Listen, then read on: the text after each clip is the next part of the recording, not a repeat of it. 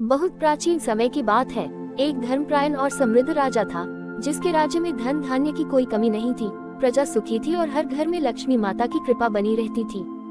राजा स्वयं को बहुत सौभाग्यशाली मानता था और सोचता था कि यह सब उसकी बुद्धि, शक्ति और पराक्रम का फल है। धीरे धीरे उसके मन में अहंकार आने लगा। वह दान तो करता था, पर अब दान के साथ विनम्रता नहीं रही। गरीब दरबार में आते तो उन्हें सम्मान नहीं मिलता। ब्राह्मणों की बातें अनसुनी होने लगी और सबसे बड़ी बात ये कि लक्ष्मी माता की पूजा केवल दिखावे की रह गई। लक्ष्मी माता ये सब चुपचाप देख रही थी, क्योंकि जहाँ श्रद्धा होती है वहाँ वे स्वयं टिक जाती हैं, पर जहाँ अहंकार जन्म ले वहाँ उनका मन व्याकुल होने लगता है। एक दिन लक्ष्मी माता ने भगवान विष्णु से कहा, स्वामी, जिस राजा के घर में मैं निवास कर रही हूँ वहाँ अब न तो नम्रता बची है और न ही करुणा। धन बढ़ते ही उसका हृदय कठोर हो गया है। मैं ऐसे स्थान पर अधिक समय नहीं रह सकती। भगवान विष्णु ने शांत स्वर में उत्तर दिया, देवी, अभी समय आने दो। मनुष्य को उसका दर्पण स्वयं दिखना चाहिए। कुछ ही समय बाद राजा के राज्य में धीरे धीरे विपत्तियां आने लगी। व्यापार में हानि होने लगी, अनाज का भंडार घटने लगा और जिन मित्रों पर राजा को घमंड था वही साथ छोड़ने लगे। राजा समझ नहीं पा रहा था कि अचानक ऐसा क्यों हो रहा है। एक रात राजा ने स्वप्न में भगवान विष्णु को देखा। भयभीत होकर उसने पूछा, प्रभु, मैंने तो सदा पूजा की, फिर मेरे राज्य से सुख क्यों चला गया? भगवान विष्णु ने उत्तर दिया, राजन, लक्ष्मी माता केवल धन की देवी नहीं है, वे सद्गुणों की भी देवी हैं। जहाँ सत्य, सेवा, विनम्रता और धर्म होता है, वहीं वे स्थायी रूप से निवास करती हैं। तुमने पूजा तो की, पर अहंकार को भी साथ बिठा लिया। तुमने गरीब को तुच्छ समझा, सेवा को बोझ समझा और स्वयं को सबसे बड़ा मान लिया। इसलिए लक्ष्मी माता ने तुम्हें छोड़ दिया। ये सुनकर राजा की आंखें खुल गईं और उसके हृदय में पश्चाताप का सागर उमड़ पड़ा। अगले ही दिन राजा ने अपना व्यवहार बदल दिया। वह स्वयं गरीबों के पास गया, उनसे क्षमा मांगी, दान को फिर से सेवा बना दिया और पूजा को फिर से श्रद्धा से भर दिया।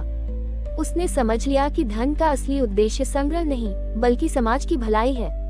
जब राजा के मन से अहंकार विदा हुआ और हृदय में करुणा लौटी, तब लक्ष्मी माता ने भगवान विष्णु से कहा, स्वामी, अब उस राजा का हृदय फिर से शुद्ध हो गया है।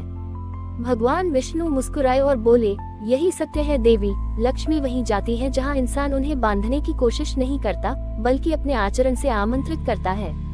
इस सच्ची कथा का संदेश यही है कि लक्ष्मी माता किसी को सदा के लिए छोड़ती नहीं है, बल्कि मनुष्य स्वयं उन्हें अपने आचरण से दूर कर देता है। जहाँ लालच, अहंकार और अन्याय होता है, वहाँ लक्ष्मी ठहर नहीं सकती, और जहाँ सत्य, सेवा और विनम्रता होती है, वहाँ वे बिना बुलाए स्वयं आ जाती हैं। यही कारण है कि भगवान विष्णु कहते हैं, धन को नहीं, धर्म को थामो, लक्ष्मी स्वयं तुम्हारा हाथ थाम लेंगी। राजा के जीवन में परिवर्तन तो आ चुका था, पर यह परिवर्तन केवल बाहरी नहीं था, बल्कि उसके मन के भीतर एक गहरी साधना बन चुका था। वह अब हर सुबह दरबार से पहले मंदिर जाता, पर वहाँ सोने चांदी से नहीं, बल्कि शांत मन और झुकी हुई दृष्टि से भगवान विष्णु और लक्ष्मी माता का स्मरण करता। एक दिन उसने राज्य में घोषणा करवाई कि कोई भी भूखा न सोए, कोई भी दुखी दरबार तक आने से न डरे। वह स्वयं साधारण वस्त्र पहनकर गांव-गांव घूमने लगा, किसानों की पीड़ा सुनने लगा, विधवाओं और अनाथों के आंसू पोंछने लगा। प्रजा ये देखकर आश्चर्य में पड़ गई कि वही राजा, जो कभी अपने वैभव में डूबा रहता था, आज लोगों के चरणों में बैठकर उनकी बात सुन रहा है। यही वह समय था जब लक्ष्मी माता दूर से ये सब देख रही थी और उनके हृदय में फिर से करुणा का संचार होने लगा, क्योंकि उन्हें समझ आ गया कि राजा ने धन खोकर उसका मूल्य सीख लिया है। एक रात्रि लक्ष्मी माता पुनः भगवान विष्णु के पास पहुंची और बोली, स्वामी, अब उस राजा के भीतर सच्चा विवेक जाग गया है, पर क्या केवल पश्चाताप से ही मनुष्य योग्य बन जाता है? भगवान विष्णु ने गंभीर स्वर में कहा, देवी, पश्चाताप बीज है और कर्म उसका फल। जब मनुष्य अपने व्यवहार से बदलता है, तभी उसका भाग्य भी बदलता है। उसी क्षण राजा के राज्य में अद्भुत परिवर्तन दिखने लगे। सूखी धरती पर हरियाली लौटने लगी, व्यापार में फिर से ईमानदारी आने लगी, और सबसे बड़ी बात ये कि लोगों के चेहरों पर विश्वास की चमक लौट आई। धन धीरे धीरे वापस आया, पर इस बार वह घमंड नहीं, बल्कि सेवा का साधन बन गया। राजा अब समझ चुका था कि लक्ष्मी माता को बांध कर नहीं रखा जा सकता, नहीं उन्हें केवल पूजा की थाली से रोका जा सकता है। उन्होंने अपने मंत्रियों से कहा, लक्ष्मी माता वहाँ ठहरती है जहाँ मन शुद्ध हो, वाणी मधुर हो और कर्म न्यायपूर्ण हो। उसने अपने जीवन को उदाहरण बना दिया, ताकि आने वाली पीढ़ियां यह न भूले कि वैभव स्थायी नहीं होता, पर सद्गुण स्थायी होते हैं। इसी कारण उसके राज्य की कथा दूर दूर तक फैल गई और लोग उसे केवल धनी राजा नहीं बल्कि धर्म का रक्षक कहने लगे। समय बीतता गया और राजा का जीवन अब एक तपस्वी की तरह हो चला था। वो स्वयं को राज्य का स्वामी नहीं बल्कि भगवान विष्णु का सेवक मानने लगा था। एक दिन उसके राज्य में एक वृद्ध साधु आए जिनके चेहरे पर अद्भुत तेज था और आंखों में गहरी शांति। दरबार में आने पर अधिकांश लोग उन्हें साधारण समझकर अनदेखा कर रहे थे, पर राजा ने जैसे ही उन्हें देखा स्वयं सिंहासन से उतरकर उनके चरणों में बैठ गया। साधु मुस्कुराए और बोले, राजन, तुम्हारे भीतर अब वह विनम्रता है जो धन से नहीं आती बल्कि त्याग से जन्म लेती है। राजा की आंखें भर आई क्योंकि वह समझ गया था कि यह कोई साधारण साधु नहीं बल्कि ईश्वर की परीक्षा का एक और रूप है। साधु ने राजा से भोजन मांगा पर शर्त रखी कि वह भोजन राजमहल के भंडार से नहीं बल्कि राजा के अपने हाथों से और उसकी निजी थाली में परोसा जाए। राजा बिना संकोच रसोई में गया, स्वयं सादा भोजन बनाया और साधु के सामने परोस दिया। उस क्षण उसके मन में न तो यह भाव था कि वह राजा है, न ही यह कि कोई उसे देख रहा है। वही क्षण लक्ष्मी माता के लिए निर्णायक बन गया। दूर से उन्होंने ये दृश्य देखा और भगवान विष्णु से कहा, स्वामी, अब इस राजा के भीतर सेवा ही उसका वैभव बन चुकी है। भगवान विष्णु ने उत्तर दिया, देवी, जहाँ सेवा आनंद बन जाए वहाँ लक्ष्मी को लौटने से कोई नहीं रोक सकता। जैसे ही साधु ने भोजन ग्रहण किया, वो प्रकाश में विलीन हो गए और उसी स्थान पर भगवान विष्णु और लक्ष्मी माता अपने दिव्य स्वरूप में प्रकट हुए। राजा भय और आनंद से कांप उठा और भूमि पर गिर पड़ा। भगवान विष्णु ने उसे उठाकर कहा, राजन, आज तुम्हारी अंतिम परीक्षा पूर्ण हुई। याद रखो, लक्ष्मी माता केवल तुम्हारे राज्य में नहीं लौटी है, वे तुम्हारे हृदय में स्थायी रूप से निवास करने आई हैं। लक्ष्मी माता ने आशीर्वाद देते हुए कहा, जब तक तुम धन को धर्म से बांध कर रखोगे तब तक समृद्धि तुम्हारा साथ नहीं छोड़ेगी। इस घटना के बाद राजा का राज्य पहले से भी अधिक समृद्ध हुआ, पर अब उस समृद्धि में किसी प्रकार का भय या अहंकार नहीं था। राजा ने अपने जीवन की इस कथा को शिलालेखों में नहीं बल्कि अपने आचरण में अंकित कर दिया। यही कारण था कि उसके बाद आने वाले राजाओं ने भी उसी मार्ग का अनुसरण किया। ये कथा केवल एक राजा की नहीं बल्कि हर उस मनुष्य की है जो ये समझ ले कि लक्ष्मी माता को पाने का मार्ग धन से नहीं, धर्म और विनम्रता से होकर जाता है। इस दिव्य दर्शन के बाद भी राजा के मन में एक सूक्ष्म भय शेष था, कहीं भविष्य में फिर से उसके भीतर अहंकार न जाग जाए। इसी चिंता के साथ उसने भगवान विष्णु से प्रार्थना की, प्रभु, कृपा कर मुझे ऐसा मार्ग बताइए जिससे मैं कभी लक्ष्मी माता को पुनः दुखी न करूं।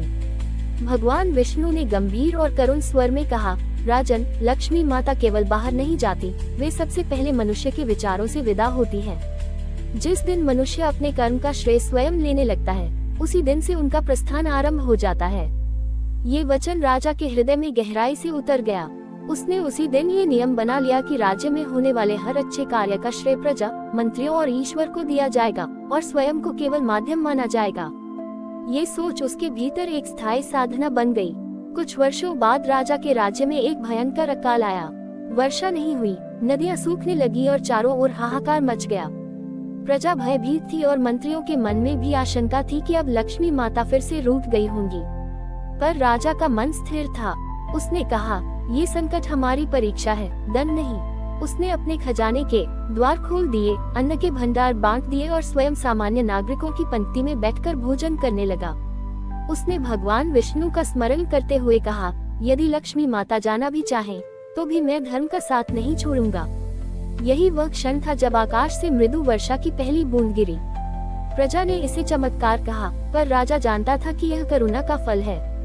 लक्ष्मी माता ने उस समय भगवान विष्णु से कहा, स्वामी, ये राजा अब धन में नहीं, विश्वास में धनी हो चुका है। भगवान विष्णु मुस्कुराए और बोले, देवी, यही तो रहस्य है, जो लक्ष्मी के बिना भी धर्म न छोड़े, लक्ष्मी स्वयं उसके पीछे चलती है। धीरे धीरे अकाल समाप्त हुआ, खेतों में हरियाली लौट आए और राज्य पहले से भी अधिक सुदृढ़ हो गया। पर इस बार राजा ने कोई उत्सव नहीं मनाया, केवल कृतज्ञता प्रकट की। ये कथा यही नहीं रुकती, क्योंकि इसका अंतिम सत्य अभी शेष है, वह सत्य जो हर मनुष्य के जीवन से जुड़ा है। राजा ने अपने जीवन के अंतिम समय में प्रजा को बुलाकर जो वचन कहे, वही इस कथा का सार बने। अपने जीवन के अंतिम वर्षों में जब राजा का शरीर शिथिल होने लगा और उसे यह आभास हो गया कि अब ये देह यात्रा समाप्ति की ओर है, तब उसने पूरे राज्य की प्रजा, मंत्रियों, साधुओं और ब्राह्मणों को एकत्र कराया। राजा को शैया पर देखकर लोगों की आंखें नम थी, क्योंकि यह वही राजा था जिसने उन्हें केवल शासन नहीं दिया बल्कि धर्म और मानवता का मार्ग दिखाया था। धीमे किंतु स्थिर स्वर में राजा बोला, मैं आज तुम्हें कोई आदेश नहीं बल्कि अपने जीवन का अनुभव सौंप रहा हूँ। मैंने देखा है कि लक्ष्मी माता तब आती है जब हम उन्हें पाने के लिए व्याकुल नहीं होते, और तब चली जाती है जब हम उन्हें अपना गुलाम समझ लेते हैं। जब मेरे भीतर अहंकार था, तब मेरे पास सब कुछ होते हुए भी कुछ नहीं था, और जब मैंने स्वयं को तुच्छ मान लिया, तब मेरे पास कुछ न होते हुए भी सब कुछ था। ये कहते हुए राजा ने भगवान विष्णु की ओर दृष्टि उठाई और कृतज्ञता से नतमस्तक हो गया। उसी क्षण दरबार में एक अलौकिक शांति फैल गई। ऐसा प्रतीत हुआ मानो स्वयं लक्ष्मी माता अदृश्य रूप में वहां उपस्थित हो। राजा ने आगे कहा, याद रखना, धन का आना ईश्वर की इच्छा है, पर उसका ठहरना हमारे स्वभाव पर निर्भर करता है। जो धन को सेवा बनाता है, उसके घर लक्ष्मी माता दीपक की लौ की तरह स्थिर रहती है, और जो धन को घमंड बनाता है, उसके घर वे छाया की तरह क्षण में विलीन हो जाती हैं। राजा के ये शब्द केवल वाणी नहीं थे, वे उसके पूरे जीवन की तपस्या का सार थे। प्रजा समझ चुकी थी कि उन्होंने केवल एक राजा नहीं बल्कि एक जीवित ग्रंथ पाया है। राजा के देह त्याग के बाद भी उसके राज्य में कोई अंधकार नहीं आया, क्योंकि उसने लक्ष्मी माता को खजाने में नहीं, लोगों के हृदयों में स्थापित कर दिया था। आने वाले समय में जब भी कोई व्यक्ति यह प्रश्न करता कि लक्ष्मी माता क्यों किसी को छोड़ देती है, तो बुजुर्ग यही कहते, वे किसी को छोड़ती नहीं, हम ही उन्हें अपने आचरण से विदा कर देते हैं। और भगवान विष्णु की वह शिक्षा पीढ़ी दर पीढ़ी गूंजती रही कि जहाँ धर्म चलता है आगे आगे, लक्ष्मी स्वयं उसके पीछे पीछे चलती है। राजा की कथा यही समाप्त नहीं हुई, बल्कि उसी क्षण से वह एक अमर शिक्षा बन गई। समय के साथ राजा का नाम इतिहास के पन्नों में धुंधला पड़ गया, पर उसके कर्मों की सुगंध राज्य की मिट्टी में बस गई। लोग जब भी अपने जीवन में अचानक धन के आने या चले जाने का कारण समझ नहीं पाते, तो वे उसी राजा की कथा स्मरण करते और कहते, लक्ष्मी माता का स्वभाव नदी के जल जैसा है, वह वहीं बहती है जहाँ रास्ता साफ हो। इस कथा ने लोगों को ये सिखाया कि केवल पूजा पाठ ही पर्याप्त नहीं, बल्कि व्यवहार में सत्य, वाणी में मधुरता और कर्म में न्याय होना आवश्यक है। लक्ष्मी माता उन घरों में रुकती है जहाँ धन से पहले इंसानियत को स्थान दिया जाता है, और जहाँ गरीब की आह को अनसुना नहीं किया जाता। भगवान विष्णु की बताई इस सच्ची शिक्षा ने ये भी स्पष्ट कर दिया कि जीवन में आने वाले उतार चढ़ाव दंड नहीं, बल्कि चेतावनी होते हैं। यदि समय रहते मनुष्य स्वयं को सुधार ले, तो वही कठिनाई आशीर्वाद बन जाती है। राजा ने यही समझा और अपने पूरे जीवन से यह प्रमाणित किया कि धन का सबसे बड़ा उद्देश्य संग्रह नहीं, बल्कि संतुलन है। यही कारण है कि यह कथा आज भी जीवित है, क्योंकि यह किसी एक राजा की कहानी नहीं, बल्कि हर उस मनुष्य की कहानी है जो ये जानना चाहता है कि लक्ष्मी माता क्यों छोड़ती है और कैसे लौटती है। इस कथा का अंतिम और सबसे बड़ा सत्य यही है कि लक्ष्मी माता किसी के भाग्य से नहीं, उसके स्वभाव से बंधी होती है। जब स्वभाव शुद्ध होता है तो वे बिना बुलाए आती है, और जब स्वभाव बिगड़ता है तो बिना बताए चली जाती है। यही भगवान विष्णु का शाश्वत संदेश है, धन को लक्ष्य मत बनाओ, धर्म को बनाओ, लक्ष्मी स्वयं तुम्हारा अनुसरण करेगी। राजा की इस अमर कथा का प्रभाव केवल उसके राज्य तक सीमित नहीं रहा, बल्कि पड़ोसी राज्यों तक फैल गया। दूर दूर से लोग उस भूमि को देखने आते जहां कभी लक्ष्मी माता ने अहंकार से रूठकर विदा ली थी और फिर विनम्रता से प्रसन्न होकर लौट आई थी। यात्रियों ने देखा कि वहां के लोग धन की बात कम और धर्म की बात अधिक करते थे। वहां व्यापारी तौल में बेईमानी नहीं करते थे, किसान अन्न को ईश्वर का प्रसाद मानते थे, और घरों में सुबह लक्ष्मी माता का नाम लेने से पहले किसी भूखे को भोजन देने की भावना जागती थी। यही वह परिवर्तन था जो राजा के शरीर से नहीं, उसकी आत्मा से जन्मा था। लोग समझ चुके थे कि लक्ष्मी माता केवल पूजा की मूर्ति नहीं, बल्कि व्यवहार की परीक्षा है। कई वर्षों बाद एक युवा राजकुमार ने अपने गुरु से प्रश्न किया, गुरुदेव, यदि लक्ष्मी माता इतनी करुणामयी है तो वे किसी को छोड़ती ही क्यों है? गुरु ने मुस्कुराकर वही कथा सुनाई और अंत में भगवान विष्णु के शब्द दोहराए, जहाँ मनुष्य धन का स्वामी बनने लगता है, वही लक्ष्मी माता स्वयं को बंधन में महसूस करती है। ये सुनकर राजकुमार के मन में गहरी छाप पड़ी और उसने राज्य संभालने से पहले ये प्रण लिया कि वह कभी धन को अपने ऊपर हावी नहीं होने देगा। इस प्रकार राजा की कथा एक व्यक्ति से निकलकर परंपरा बन गई और हर नई पीढ़ी के लिए एक मौन चेतावनी भी। यही कारण है कि आज भी जब किसी घर में अचानक समृद्धि आती है या अचानक चली जाती है, तो बुजुर्ग शांत स्वर में कहते हैं, अपने आचरण को देखो, लक्ष्मी माता वही है। भगवान विष्णु की यह सच्ची शिक्षा समय, युग और परिस्थितियों से परे है, क्योंकि धन बदल सकता है, राज्य मिट सकते हैं, पर यह सत्य कभी नहीं बदलता कि लक्ष्मी माता वही ठहरती है जहाँ धर्म, दया और विनम्रता उनका स्वागत करती है। कथा का यह अंतिम विस्तार उस सूक्ष्म सत्य को प्रकट करता है जिसे लोग अक्सर समझ नहीं पाते। वर्षों बाद उसी राज्य में एक ऐसा समय आया जब सब कुछ ठीक होते हुए भी लोगों के मन में असंतोष बढ़ने लगा। धन था, साधन थे, पर शांति कम होती जा रही थी। तब राज्य के विद्वानों ने राजा की पुरानी कथाओं को फिर से पढ़ा और समझा कि लक्ष्मी माता केवल बाहरी समृद्धि नहीं देती, वे आंतरिक संतुलन भी देती हैं। जब मनुष्य केवल पाने की दौड़ में लग जाता है और कृतज्ञता भूल जाता है, तब लक्ष्मी माता धीरे धीरे मौन हो जाती हैं। न वे तुरंत जाती हैं, न कोई संकेत देती हैं, बस मनुष्य के भीतर की तृप्ति को अपने साथ ले जाती हैं। यही वह क्षण होता है जब इंसान के पास सब कुछ होते हुए भी खालीपन महसूस होने लगता है। इसी सत्य को भगवान विष्णु ने एक बार स्वयं देवताओं के बीच स्पष्ट किया था। उन्होंने कहा था, लक्ष्मी माता का जाना हमेशा दंड नहीं होता, कई बार वह शिक्षा होती है। जब मनुष्य धन को उद्देश्य बना लेता है, तब लक्ष्मी पीछे हटकर उसे जीवन का वास्तविक लक्ष्य दिखाती है। यही कारण था कि उस राजा के राज्य में बाद की पीढ़ियों को ये सिखाया जाता रहा कि लक्ष्मी माता को रोकने का कोई मंत्र नहीं, कोई उपाय नहीं, सिर्फ एक मार्ग है, और वह है सही आचरण। सत्य बोलना, न्याय करना, दया रखना और जो मिला है उसके लिए आभार व्यक्त करना।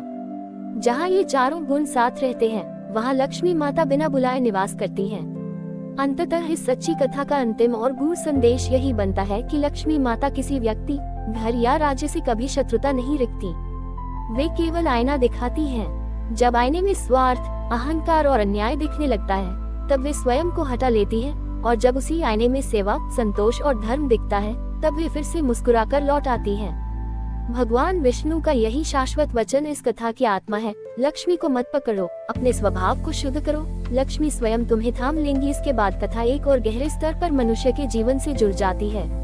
विद्वान कहते हैं कि राजा की इस कहानी को सुनकर कई लोगों ने केवल अपने बाहरी कर्म नहीं बदले, बल्कि अपने विचारों की दिशा भी बदली। लोगों ने समझा कि लक्ष्मी माता केवल घर, तिजोरी या व्यापार में नहीं रहती, वे मनुष्य की सोच में भी वास करती हैं। जिस दिन सोच शुद्ध रहती है, उसी दिन निर्णय सही होते हैं, और जब निर्णय सही होते हैं तो कर्म अपने आप धर्म में हो जाते हैं। भगवान विष्णु ने इसी रहस्य को संकेतों में समझाया था कि लक्ष्मी माता वहाँ नहीं जाती जहाँ अभाव होता है, बल्कि वहाँ से जाती है जहाँ असंयम होता है, असंयम वाणी का, असंयम इच्छा का और असंयम अहंकार का। राजा की कथा से ये भी स्पष्ट हुआ कि लक्ष्मी माता कभी अचानक नहीं छोड़ती। वे पहले मनुष्य को अवसर देती हैं, संभलने का, सुधारने का और अपने भीतर झांकने का। जब बार बार चेतावनी के बाद भी मनुष्य स्वयं को नहीं बदलता, तब वे शांत होकर पीछे हट जाती हैं। यही कारण है कि भगवान विष्णु ने कहा था कि लक्ष्मी माता का जाना दिखाई नहीं देता, पर उसका प्रभाव हर दिशा में महसूस होता है। उस राज्य में यही शिक्षा पीढ़ियों तक दी जाती रही, ताकि कोई यह न समझे कि धन केवल भाग्य से आता है। भाग्य तो द्वार तक लाता है, पर भीतर टिकाने का काम चरित्र करता है। इस प्रकार यह कथा केवल भूतकाल की कहानी नहीं रह जाती, बल्कि हर वर्तमान और भविष्य के लिए एक जीवित सत्य बन जाती है। जो भी इसे सुनता है, वही यदि अपने जीवन में थोड़ी सी भी विनम्रता, थोड़ी सी भी कृतज्ञता और थोड़ी सी भी करुणा जोड़ ले, तो लक्ष्मी माता स्वयं उसके जीवन में संतुलन बनाकर रखती हैं। यही भगवान विष्णु का अंतिम, मौन लेकिन अटल संदेश है। धन को पकड़ने से पहले स्वयं को संभालो, क्योंकि लक्ष्मी माता उसी के साथ चलती है जो स्वयं को जान लेता है। और इसी बिंदु पर कथा मनुष्य के दैनिक जीवन से पूरी तरह जुड़ जाती है। विद्वानों ने बताया कि राजा की कहानी सुनने के बाद लोगों ने ये समझ लिया कि लक्ष्मी माता केवल बड़े राजाओं या धनी लोगों की ही परीक्षा नहीं लेती, वे हर उस व्यक्ति को परखती है जिसके जीवन में थोड़ा भी वैभव आता है। जैसे ही किसी को सफलता मिलती है, लक्ष्मी माता चुपचाप उसके व्यवहार को देखने लगती है। क्या वह पहले जैसा ही विनम्र है? क्या उसकी वाणी में वही मधुरता है? क्या वह दूसरों के दुख को अब भी महसूस करता है या नहीं? भगवान विष्णु ने इसी सत्य को बहुत सरल शब्दों में समझाया था कि लक्ष्मी माता का निवास किसी ऊंची जगह पर नहीं, बल्कि झुके हुए हृदय में होता है। यही कारण है कि कई बार साधारण जीवन जीने वाला व्यक्ति भी भीतर से समृद्ध होता है, जबकि अपार धन वाला व्यक्ति भीतर से रिक्त महसूस करता है। राजा की कथा से ये भी सीख मिली कि लक्ष्मी माता का सबसे बड़ा शत्रु अभिमान नहीं, बल्कि कृतज्ञता का अभाव है। जब मनुष्य यह मानने लगता है कि जो कुछ उसके पास है वह केवल उसी की मेहनत का परिणाम है, तब वही ईश्वर, समाज और परिस्थितियों की भूमिका भूल जाता है। उसी क्षण लक्ष्मी माता को वहाँ ठहरना कठिन लगने लगता है।